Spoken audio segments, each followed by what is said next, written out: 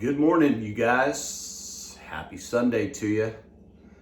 Today's Sunday, I don't know the date, sometime in mid-May, I think, 2022.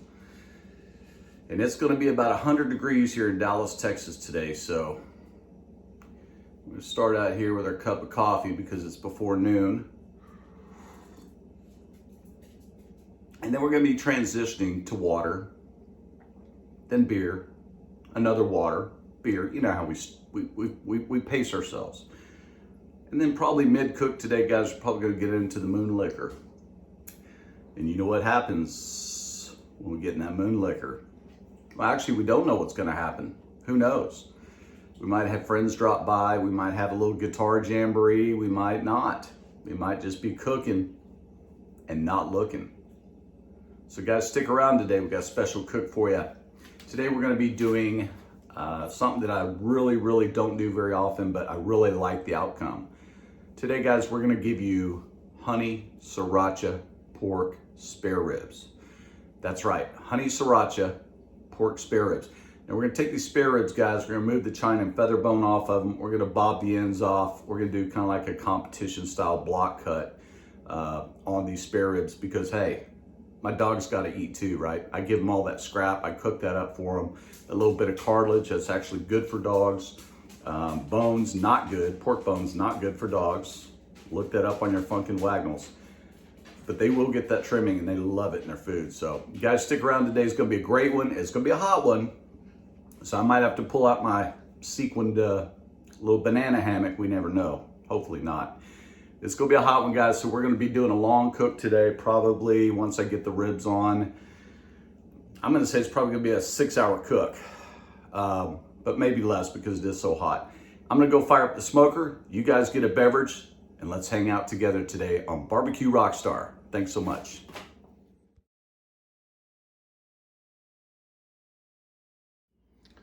Okay, guys, like I said, today we are starting out with some really beautiful pork spare ribs. These are about 3.5-pound slabs here. I've got a couple of them we're going to throw on the smoker today for private consumption. These will not be for sale or any other purpose. These are just going to be for the fam today. What I'm going to do, guys, like I said, I'm going to remove that chine bone on the back there, the feather bone. I'm going to square cut these ends off here, make it more presentable. And instead of having 11 ribs, I'm going to give you about 8 or 9 ribs there, probably 8, depending on what it looks like, so we get a nicer rib out of it. So let me go ahead and process these down. I will be leaving the membrane on today, however, because spare ribs, unlike baby backs, they do have more connective tissue, more cartilage, more fat. They can actually take a higher heat cook, and therefore the membrane on the back should crisp up. And when we cut the ribs, we're going to score that. We're going to score it, of course, but when you pull the meat off the bone, it'll come right off with that crispy membrane, just like crispy chicken skin, if you will. And it's going to help hold in a little bit of that fat next to the bone. So, all right, guys, let me process this down and we'll get these out on the cooker. Okay, guys, so I just wanted to jump in here real quick. I got this first rack processed down here. You see how I square cut those on the end. That's going to yield us a 10 rib rack right there, but it's more of a center cut product versus the spare rib here with the chine and the feather bone that run back here. We go ahead and remove that first, and we flip it over. We remove the flap. Well, let's just show you. We remove this guy, this skirt meat, okay? That is actually skirt, that's not flap, that's skirt meat. That goes along the belly there, okay? And we're not gonna remove the membrane, but we will score it. We're gonna trim all this up. We're gonna make one cut that goes here, and we're gonna make one cut that goes there. And then we're gonna make a third cut that goes here, which will give you a perfectly rectangle rib. Okay, be back in a minute, guys. Okay, guys, so we are about to put the meat on. We're coasting along about 275 on the Lone Star Grills, 30-inch vertical with warming oven. We have let our ribs sweat in on our rub. We use no binder, guys, because as always, anytime we take any product out of a cryovac, we always rinse it off.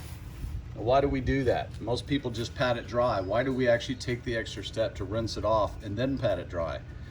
Well, folks, not to be too intellectual about it, but everything that you get that's in a cryovac, I don't care what it is, anything that needs to be held wholesome in the way of food is going to be hit with a nitrogen flush as they are cryovacing that. What that is that is a stabilizer, it's a preservative. It helps to give that meat or that product, whatever it is that's cryovaced, it helps it to give another little extra shelf life. So guys, you really want to get that off of there if you can. It's not actually toxic, but I don't know anybody that wants to have nitrogen ingested into their meat as it cooks. So I rinse all that crap off of there, and then I pat everything dry. And what I do is I just go ahead and hit it heavy with my rub there. No binder on these ribs. Sometimes I'll use mustard, but today we didn't use a binder. And I'll let it sweat in, and that serves basically as my binder, which binds the rub onto the rib. You will see, guys, that the back, I left the membrane on, but I scored it. If you could see that there, those lines, those little striations, you can see I did score that. So as we cook these guys here, they will be, that membrane will crisp up, guys. You'll notice I removed the diaphragm, basically, which is the skirt. I removed all that off. I did cut the ends off like you would in a competition. And we're gonna go ahead and get these on, guys. Like I said, we're at 275.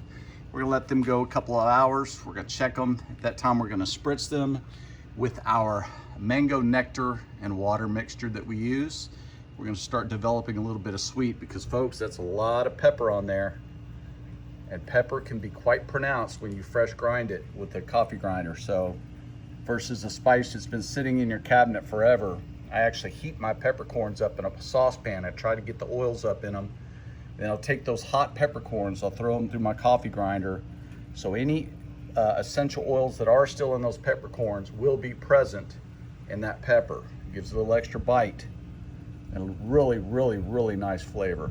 So let's get these on, guys. We'll come back when it's time to spritz in a couple hours. You know, that makes you want to told y'all a story.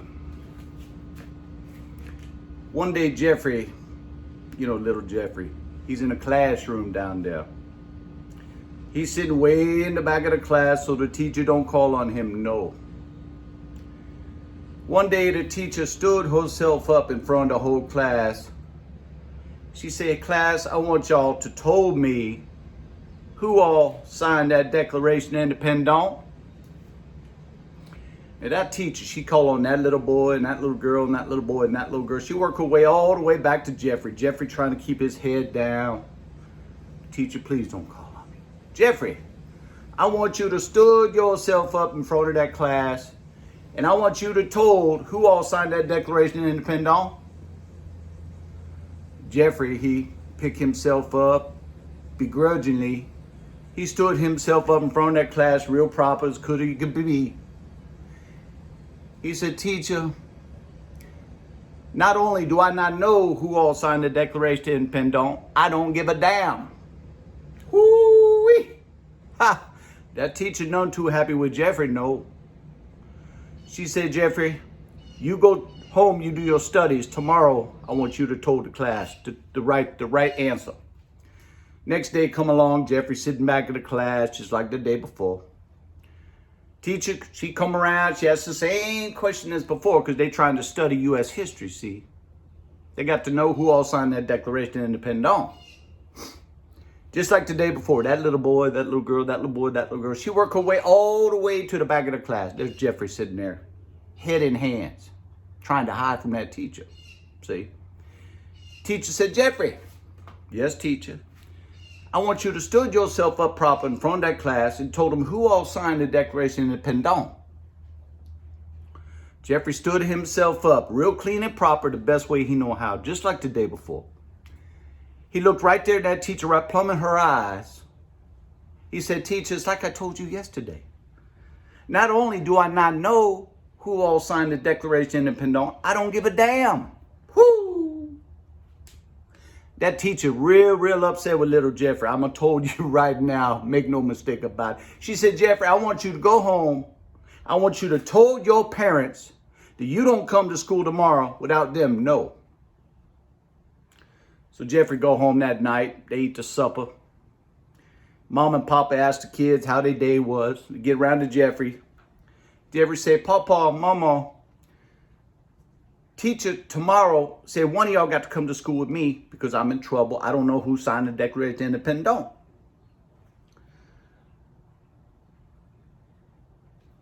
So next day, Pawpaw, him go hand in hand with Jeffrey to the schoolhouse. Down there about 8 blocks to the left down there. 8th and Plum. 8th Street down Plum down that way, see? They sit in the back of the classroom just like the first day and the second day. But today, the third day. Third day. Whoo! They sit way in the back of the class. Third day, teacher said, okay, folks, this is the last day I'm going to ask you all.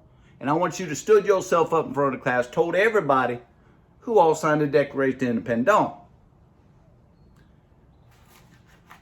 She go to that little boy, that little girl, that little boy, that little girl, just like the first day and the second day, but today, the third day.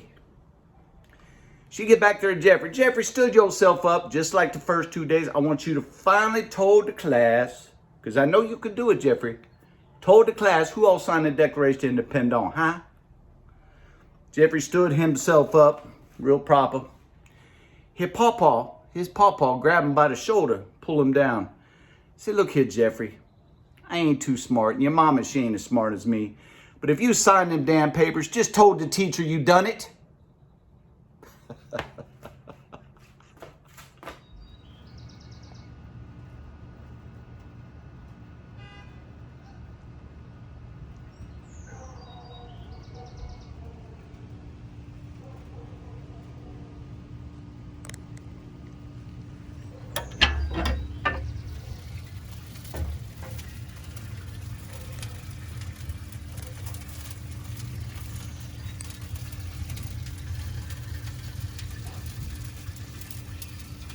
That water, she's a bubbling away, folks, creating some nice steam in now.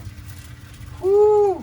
Okay, guys, so we just took these off. They've been going about 2.5 hours at 250.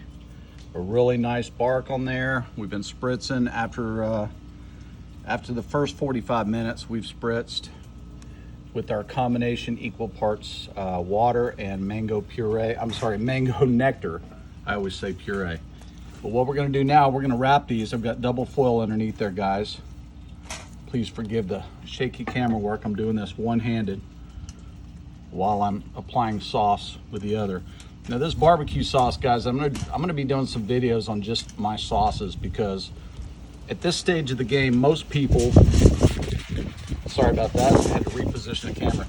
At this stage of the cook, most people would just go ahead and wrap these with butter and brown sugar and whatever else kind of stuff they want to put in there, jujubes or whatever they put in there. That's cool. Do what works best for you, but this is the way I do mine. This sauce, guys, without giving away too much, this sauce is incredible. So I start with the base of Head Country original barbecue sauce, Head Country. Okay, I like it. There's none of that stupid gum or high fructose corn syrup. There's none of that in there. It's a little bit thinner consistency than would be your stuff that has all that crap in it. It's not good for you. It's kind of like Stubbs barbecue sauce or what's that other one that's on the market? Lindemans or Heidmans or something like that. It's a little bit thinner consistency, guys. I've already done the backs of these, by the way. But I start with that as my base, okay? And then, like I told you earlier, this is going to be a sriracha honey barbecue sauce. So, of course, I went in there with a couple of generous squirts of sriracha and a real nice couple of squirts of organic honey that I get here locally, actually West Texas. And I put a little bit more of our mango nectar in there to tie all their flavors together from what we've been spritzing with. And we're going to wrap these guys and put them back on the smoker for about an hour. We'll see how much bone disintegration we have at that time, okay? And then what we're gonna do at the very end, we're going to take these guys out of the foil. Good Lord, look at that. Look at that. You can still see the big chunks of pepper in our bark. What we're gonna do is we're gonna take these out at the end, guys. We're gonna baste them again with the same sauce that you just saw me baste with. And we're gonna let them sit there in the smoke for about another hour. We will then take them out and we will let them rest about 30 to 45 minutes, and then we should be ready to eat. So again, guys, this is about the 2.5 hour mark here on these really big pork spare ribs that we trimmed down to St. Louis style cut. And guys, the fat has rendered beautifully. So let me get these guys back on the smoke, or I'm sorry, in the foil, and we'll get them on there, and then I'll hit you back when we take them out. Thanks.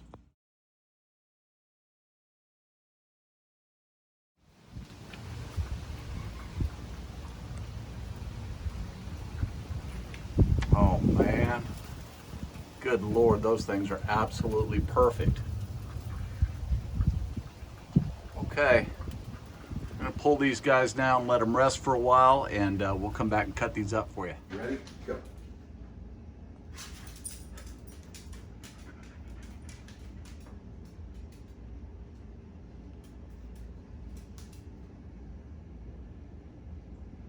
Look at that smoke ring, guys. Can you see that? That is what you're looking for. Now, after all that work, you get a bad case of skunk ass working out in 100-degree heat. Got to, of course, take a little sample. I don't know if the camera's picking that up. Beautiful smoke ring. Look at that. Let's get a little bite off there.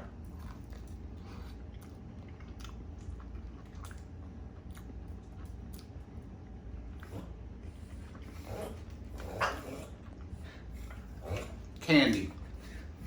First thing I'm picking up is the, are you gonna cough up a lung, dog? First thing I'm picking up is the sweetness from the honey and the mango nectar that we used. Then you're getting a little bit of salt. Then you're getting that smoke. And then you're getting a little trace of back heat from the sriracha.